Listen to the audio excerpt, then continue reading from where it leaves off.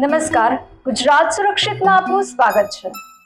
ઉનાળાની ઋતુ ચાલી રહી છે અને બપોરે બહાર નીકળતા જ એવું લાગે છે કે જાણે આકાશમાંથી આગ વરસી રહી છે.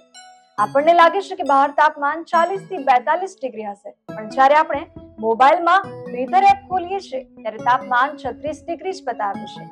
પણ હા, તેની બરાબર નીચે એક લાઈન લખેલી હોય છે, ફીલ્સ લાઈક 44 ડિગ્રીઝ. તો તમને ક્યારે એવો પ્રશ્ન થયો છે કે આ ફીલ્સ લાઈક એટલે શું? વેધર એપમાં બતાવવામાં આવતા તાપમાન કરતા આપણને ગરમી કેમ વધુ અનુભવાય છે? શું છે આની પાછળનું વૈજ્ઞાનિક કારણ? ચાલો જોઈએ આ ખાસ અહેવાલમાં. બપોરનો સમય છે, બહાર નીકળતા લાગે કે જાણે 40 ડિગ્રી તાપમાન હશે, પણ વેધર એપ પર તાપમાન 36 ડિગ્રી બતાવે છે અને નીચે લખેલું આવે છે ફીલ્સ લાઈક 44.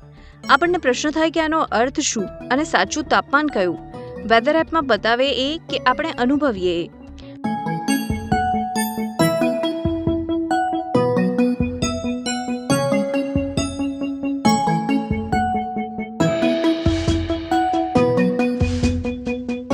હવે પ્રશ્ન એ છે કે આનો અર્થ શું છે અને સાચું તાપમાન કયું? 36 ડિગ્રી એ હવામાનનું વાસ્તવિક તાપમાન છે જે થર્મોમીટર માપે છે, પણ ફીલ્સ લાઈક એટલે તમારું શરીર આ ગરમીમાં કેવો અનુભવ કરે છે તે.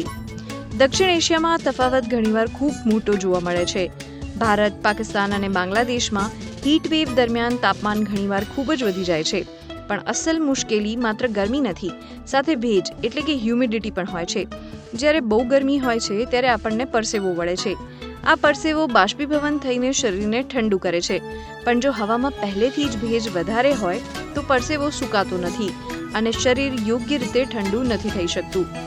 એટલે જ 36 ડિગ્રી પણ 44 ડિગ્રી જેવી લાગે છે.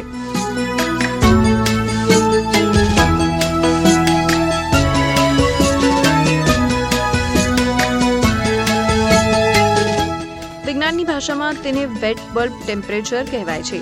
જ્યારે ગરમી અને ભેજ બંને વધારે હોય ત્યારે શરીર માટે પોતાને ઠંડુ રાખવું મુશ્કેલ બની જાય છે, ખાસ કરીને દરિયાકાંઠાના વિસ્તારોમાં. અને ચોમાસા પહેલા આવી ગરમી વધુ અસહ્ય લાગે છે.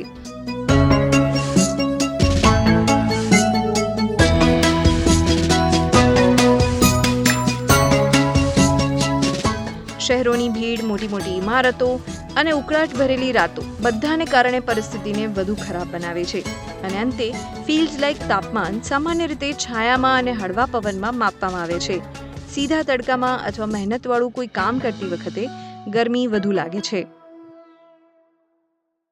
એક મહત્વની વાત તો એ પણ છે કે વેધર એપમાં જે ફીલ્સ લાઈક તાપમાન બતાવવામાં આવે છે તે સામાન્ય રીતે છાયડામાં અને હળવા પવનની સ્થિતિમાં માપવામાં આવેલું હોય છે. એટલે કે જો તમે સીધા તડકામાં ઉભા રહો છો અથવા કોઈ સખત મહેનતનું કામ કરી રહ્યા છો તો તમને ગરમી આના કરતા પણ વધારે લાગી શકે છે. તેથી જ આ ઉનાળામાં ગુજરાત સુરક્ષિત આપને અપીલ કરે છે કે બપોરના સમયે બિનજરૂરી બહાર નીકળવાનું ટાળો, શરીરમાં પાણીનું પ્રમાણ જાળવી રાખો અને સુરક્ષિત રહો.